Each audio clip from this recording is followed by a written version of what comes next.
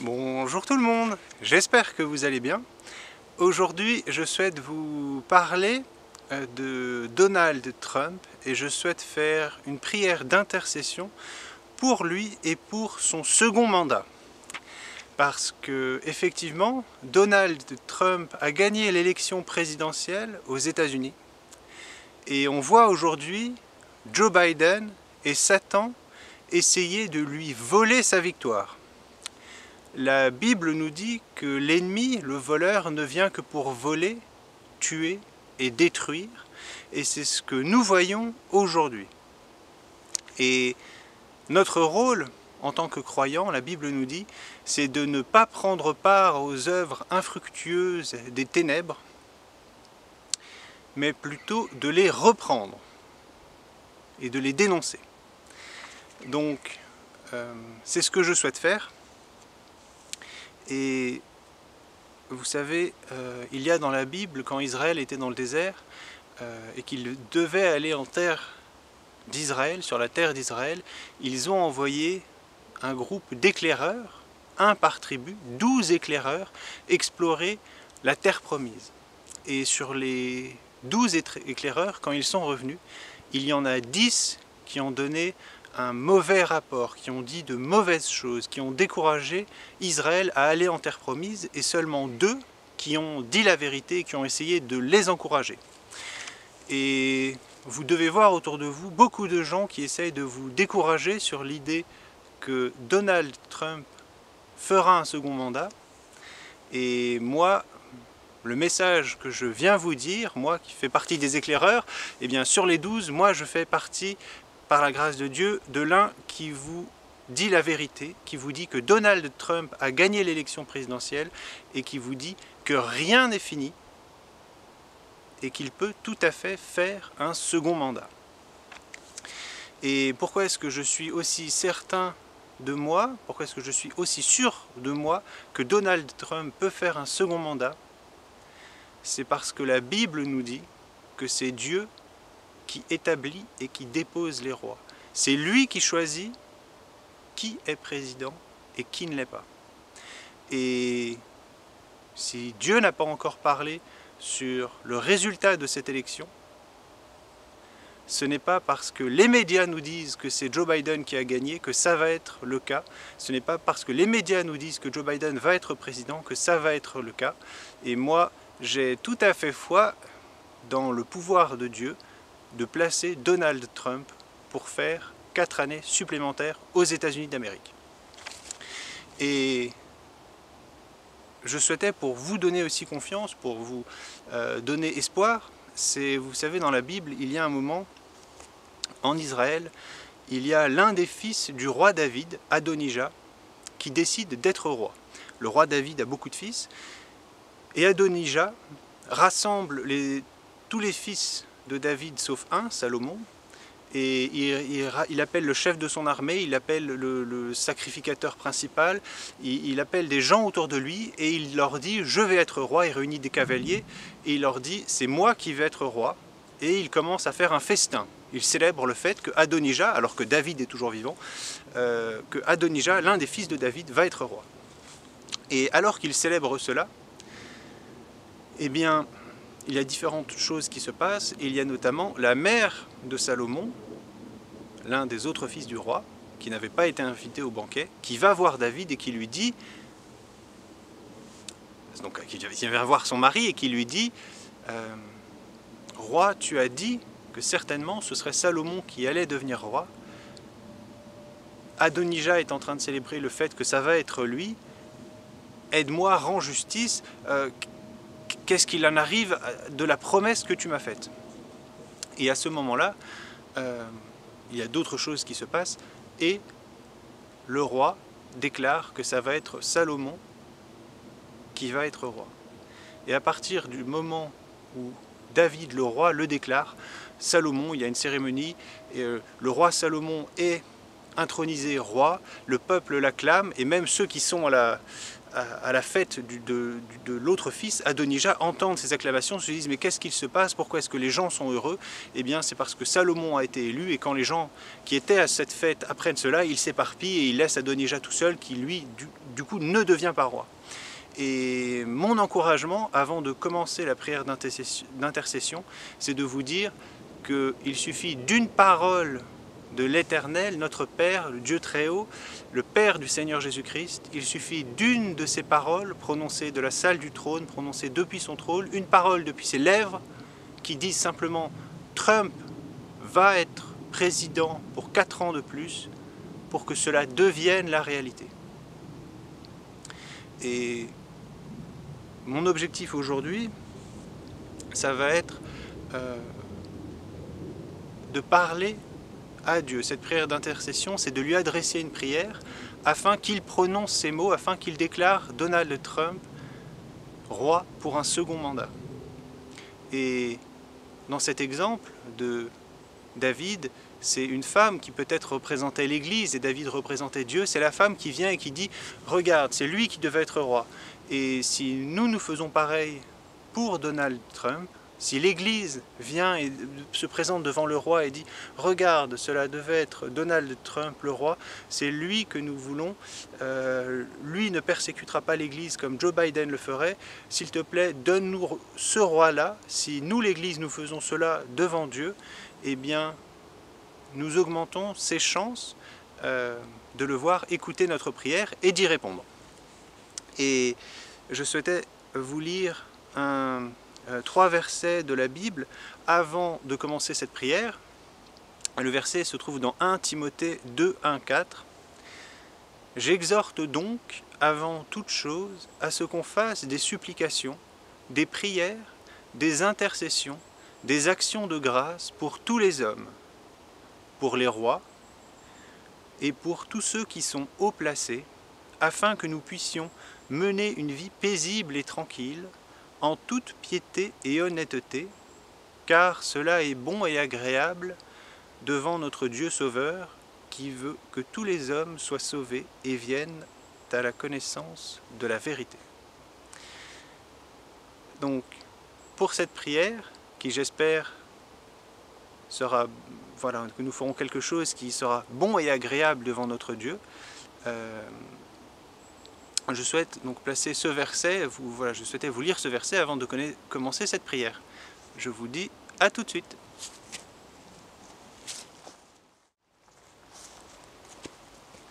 Je souhaite commencer la première partie de ma prière pour Rudy Giuliani et toute l'équipe qui a été nommée par Trump pour lutter contre la fraude. Et vous savez que Rudy Giuliani, dans les années 80, était le procureur fédéral du district sud de New York, et qu'à ce poste, il a lutté contre la mafia et contre différentes personnalités financières. Et il était appelé à l'époque l'incorruptible parce qu'il avait procédé à plusieurs milliers de condamnations, au risque de sa vie. Et moi, ma prière, ce que je souhaite, c'est que le Saint-Esprit puisse descendre sur lui et sur toute l'équipe et qu'ils aient la même force et le même esprit qu'avait eu David lorsqu'il a affronté le géant. Vous savez, le roi David, lorsqu'il était jeune, il avait affronté avec sa fronde, armé simplement de sa fronde, sans armure, sans bouclier, sans casque, il avait affronté le géant, Goliath, qui lui était en armes. Et Rudy Giuliani est accompagné peut-être d'une dizaine de personnes, peut-être une centaine de personnes, peut-être 1 millier aux États-Unis, mais ceux qui sont face à lui sont beaucoup plus nombreux et sont apparemment beaucoup plus forts. Ce sont des milliardaires, ils ont des ressources en argent presque illimitées, ce sont des sociétés des nouvelles technologies comme Google, Facebook, ce sont les services secrets américains, le FBI, la NSA, qui n'enquêtent pas pour aider Rudy Giuliani, ce sont aussi les médias. Et sans oublier toutes les sociétés secrètes, les magiciens, les sorciers, ceux qui violent et qui tuent des enfants, qui utilisent leurs sacrifices pour donner de l'énergie pour leur sort, et qui essayent de voler l'élection. Et ce grand géant qui pourrait faire peur à n'importe qui, eh bien Rudy Giuliani, une nouvelle fois au péril de sa vie, vient et avec cette petite équipe affronte ce géant. Et je souhaite, Éternel, ça va être ma prière, que comme sa lutte, et vous savez, David, quand il a affronté le géant, avant il gardait des moutons et il avait tué un lion et un ours pour protéger ses brebis. Eh bien, ce lion et cet ours avaient été un entraînement pour tuer Goliath. Eh bien, je pense, et c'est la prière que je fais, pour que la lutte de Rudy Giuliani dans les années 80 contre la mafia, contre ses personnalités financières, soit comme un entraînement pour la lutte qu'il a à mener aujourd'hui. Et c'est la prière que je fais, Père, au nom de ton Fils, le Seigneur Jésus-Christ. Père, je te remercie de nous permettre de nous tenir ensemble aujourd'hui. Nous t'adressons cette prière pour Donald Trump, parce que nous voyons qu'avec lui, il n'y aura pas de persécution de la part de l'État sur les croyants, et nous souhaitons donner aux États-Unis 4 années supplémentaires. J'aime les États-Unis d'Amérique, Père. Il y a la grande majorité des personnes que je suis qui parlent de Dieu, qui viennent des États-Unis. Chacun d'entre nous, je pense, peut donner, peut reconnaître, peut apporter quelque chose qu'il aime aux États-Unis ou que les États-Unis lui ont apporté. Nous aimons les États-Unis et nous prions, Éternel, afin que tu places sur Rudy Giuliani, que tu l'aides, Père, lui et toute son équipe, et que comme David a affronté Goliath, que tu puisses aider Rudy Giuliani et son équipe à vaincre ceux qui sont responsables de la fraude, à vaincre Satan et ceux qui le servent aux États-Unis, afin que Donald Trump puisse effectuer son second mandat. Je te remercie, Père, qu'il soit de même comme il a été entre David et Goliath pour Rudy Giuliani et ceux qui essayent de voler l'élection. Merci, Père. Amen.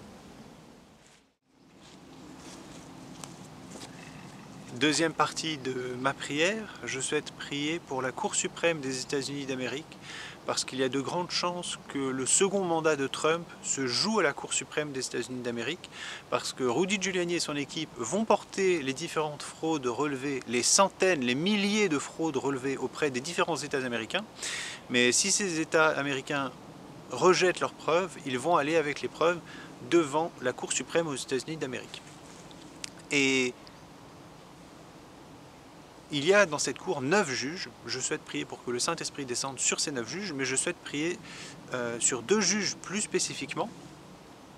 Le premier d'entre eux étant le juge Clarence Thomas, qui est un juge qui est afro-américain et qui a rejoint la Cour suprême, je pense, il y a 39 ans. Je crois qu'il y a 39 ans, si ma mémoire est bonne. Et à l'époque, au moment où il allait rentrer à la Cour suprême, il y a une équipe sénatoriale qui avait lancé de vilaines, méchantes attaques contre lui pour l'empêcher d'arriver à la Cour suprême. Et cette équipe avait été à l'époque dirigée par Joe Biden.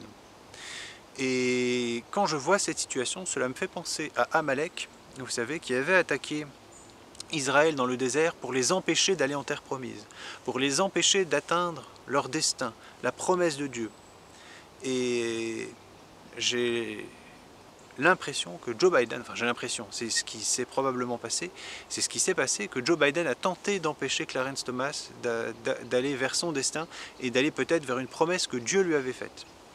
Donc pour cette deuxième partie de prière, on va prier pour Clarence Thomas et on va prier également pour Amy Coney Barrett, qui est une autre juge qui est arrivée récemment à la Cour suprême. Vous savez qu'il y a la juge Ruth Bader Ginsburg, qui est morte un peu avant l'élection, qui était une démocrate, qui était méchamment opposée à la parole de Dieu, qui était pour les avortements, qui était pour l'homosexualité et pour persécuter ceux qui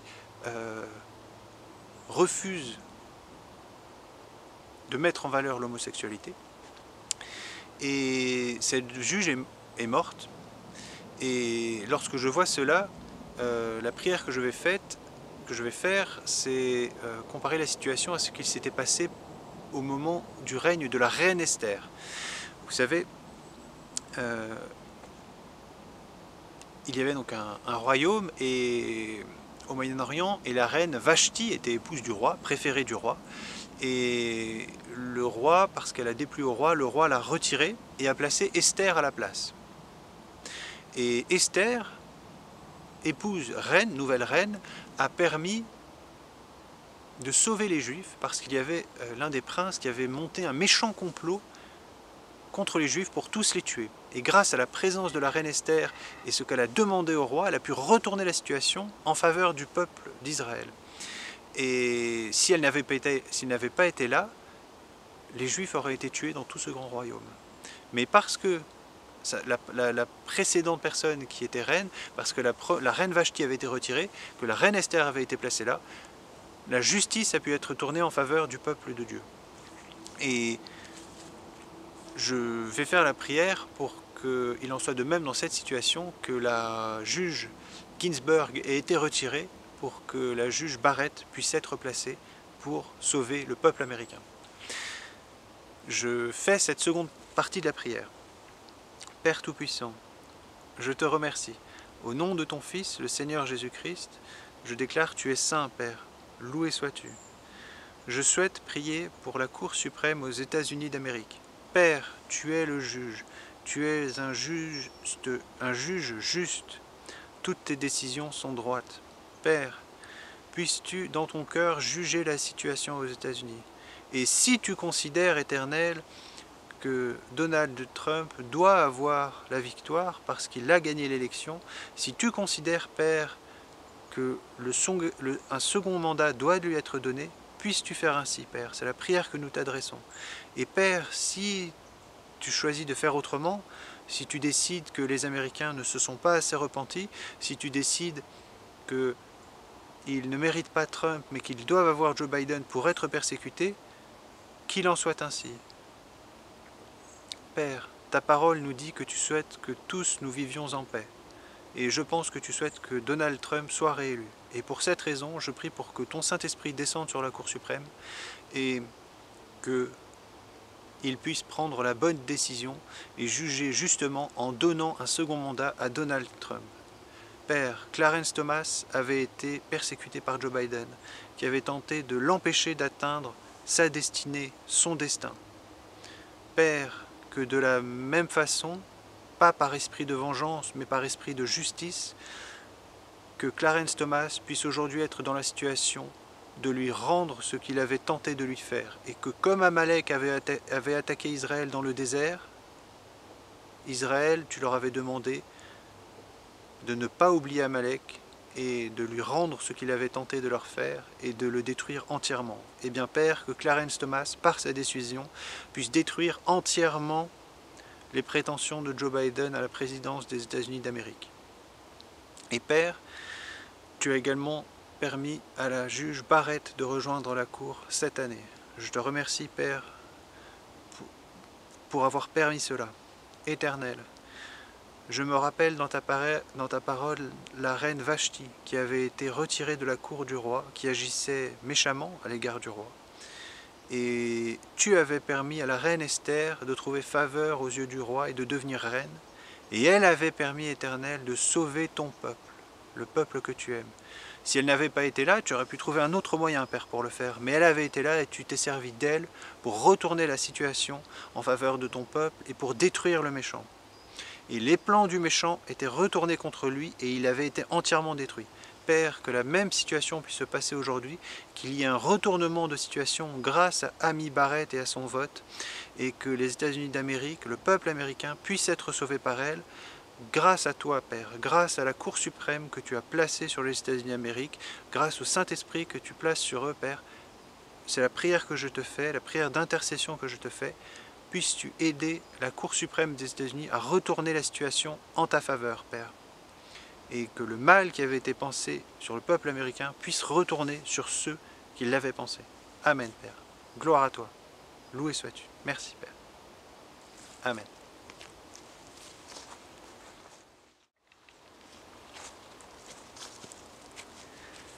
Troisième partie de ma prière, je souhaite l'adresser pour Donald Trump. Et je commence par reconnaître qu'au départ, je n'appréciais pas Donald Trump et je l'ai regardé de haut. Je le reconnais. Et aujourd'hui, je dois dire que je ne me confie pas en lui. La Bible nous dit « Maudit celui qui se confie en l'homme ». Mon attente est en l'Éternel. Mes espoirs sont en l'Éternel. Ma confiance est en l'Éternel pour ma vie et pour ce qui arrive dans le monde. Mais je pense que si Donald Trump est placé à la tête des États-Unis pour 4 ans de plus, l'État ne persécutera pas les croyants. C'est ce que je pense. Ou en tout cas moins que si ça avait été, beaucoup moins que si ça avait été Joe Biden et son administration anti-chrétien, parce qu'ils sont tous anti-chrétiens. Et j'aime Donald Trump et je reconnais une grande chose dans son mandat. La plus grande de toutes, c'est qu'aux yeux du monde entier, contre le monde entier, il a déclaré, il a reconnu Jérusalem comme capitale d'Israël. Et il y a déplacé son ambassade. Il a parlé et il a agi pour Israël et pour Jérusalem.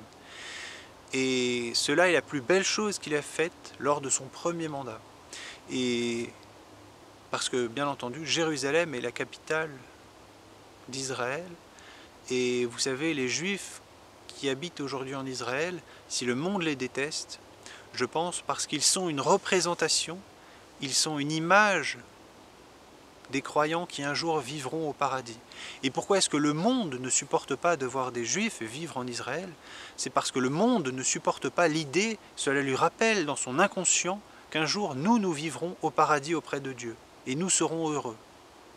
Et eux brûleront en enfer pour l'éternité. Et c'est pour cette raison que le monde entier déteste l'idée même que des Juifs puissent vivre en Israël. Et Donald Trump a combattu cela, contre tous.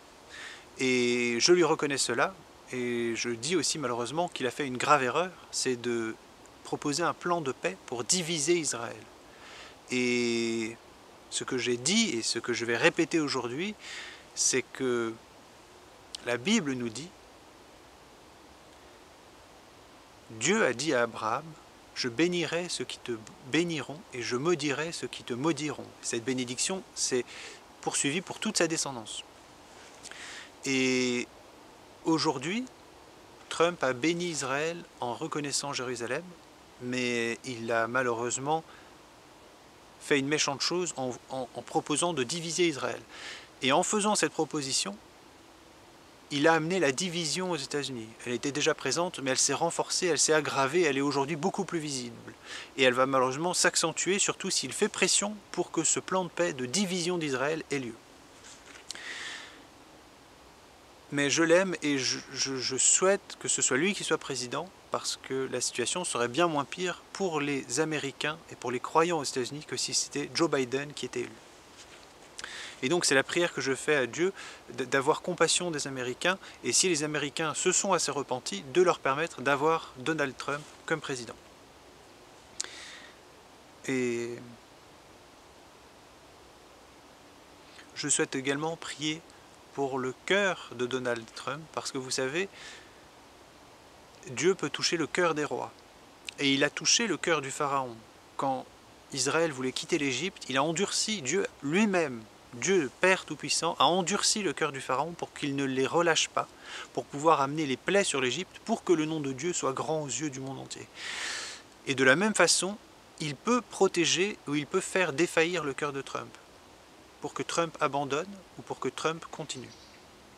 Et je souhaite prier pour que Trump garde un cœur pur, ou ait un cœur pur, s'il n'a pas un cœur pur, et un cœur courageux qui restera fort dans la bataille. Et c'est ma prière aujourd'hui. Père Tout-Puissant, au nom de ton Fils, le Seigneur Jésus-Christ, je prie afin que, comme Donald Trump a béni Israël en reconnaissant Jérusalem comme capitale d'Israël, comme Trump a reconnu et a aidé à l'autorité et au pouvoir de Jérusalem sur Israël, puisses-tu, toi, Père, faire appliquer ta parole, que nous te rappelons humblement aujourd'hui, Père, que ceux qui bénissent Abraham seront bénis en retour. Et ceux qui maudissent Abraham seront maudits en retour. Et nous prions, Éternel, afin que tu puisses bénir Donald Trump, que tu puisses, comme il a béni Israël, le bénir lui, que tu lui donnes autorité et pouvoir sur les États-Unis d'Amérique, pour un second mandat, pour 4 ans. Et nous prions également, Père, afin que tu puisses bénir et protéger son cœur. Père, tu avais touché le cœur du Pharaon pour l'endurcir. Tu pourrais toucher aujourd'hui le cœur de Donald Trump pour le faire défaillir. Mais tu ne souhaites pas faire cela, Père. Je sais que tu ne souhaites pas faire cela. Éternel, enfin, je suppose, pardon, Père, je suppose que tu ne veux pas faire cela. Père, puisses-tu, s'il te plaît, bénir le cœur de Donald Trump, puisses-tu le renforcer, puisse-t-il être fort, courageux, contre les attaques, contre les sorts, contre les enchantements de l'ennemi éternel, puisses-tu protéger son cœur et qu'il continue le combat jusqu'à la victoire. Et Père, je souhaite rappeler à ceux qui prient avec moi également le moment où David était parti avec ses guerriers à la guerre et pendant son absence, l'ennemi était venu, avait attaqué son village, avait pris les femmes de tous les guerriers et la femme de David avait pris tous leurs enfants, tout leur bétail, tous leurs biens étaient partis. Et quand David était revenu avec ses hommes, eh bien la destruction était là, et le voleur était venu, avait volé leurs biens. Et les hommes se lamentaient, et David s'est tourné vers toi. Et tu lui as dit, il t'a demandé, est-ce que je dois poursuivre l'ennemi qui nous a tout volé? Et tu lui as dit, poursuis, car tu recouvreras certainement tout. Et Père, il a rassemblé ses hommes, ils ont poursuivi l'ennemi. Un tiers des hommes s'est arrêté en cours de chemin, un tiers de ces hommes parce qu'ils étaient trop fatigués. Et on voit aujourd'hui des démocrates, des républicains, pardon, abandonner le combat. On voit des avocats abandonner le combat à cause des pressions. Mais d'autres continuent, Père. Et nous prions parce que David, avec ses hommes, était arrivé jusqu'à l'ennemi, avait massacré l'ennemi, avait récupéré tous ses biens et était rentré chez lui heureux et soulagé. Parce que l'ennemi faisait une fête de sa victoire et ils étaient venus, ils les avaient tous détruits. Et de la même manière, Éternel, nous prions afin que Donald Trump puisse se tourner vers toi, te demander s'il doit poursuivre. Je pense que tu lui as déjà répondu, Père, de poursuivre parce qu'il récupérerait tout. Nous voyons, Éternel, que des gens se séparent du combat, mais que d'autres continuent. Nous prions, Éternel, pour que ceux qui continuent arrivent jusqu'à l'ennemi, qui est en train de fêter sa victoire. Joe Biden est déjà en train d'annoncer au monde son administration. Éternel, puisse Donald Trump et son équipe arriver jusqu'à l'ennemi et les vaincre, les massacrer et repartir avec leur victoire, leur bien, leur vote et rentrer chez eux heureux, Éternel, parce que tu leur auras donné la victoire. C'est la prière que je fais, Éternel, pour Donald Trump. Puisse-t-il également, Éternel, être touché par les prières des millions de personnes qui prient pour lui et se tourner vers toi pour obtenir le salut via ton Fils, le Seigneur Jésus-Christ. Je te remercie, Père, de m'avoir permis de faire ces prières, de nous avoir permis de nous réunir pour t'adresser cette prière d'intercession. Père, que ta volonté soit faite sur la terre comme au ciel. Voici l'intercession, voici notre cœur. Que ta volonté maintenant soit faite. Et que ton cœur, que tu puisses agir selon ce que ton cœur te dictera. Je t'aime, Père. Gloire à toi au plus haut des cieux. Merci. Merci à tous. Au revoir.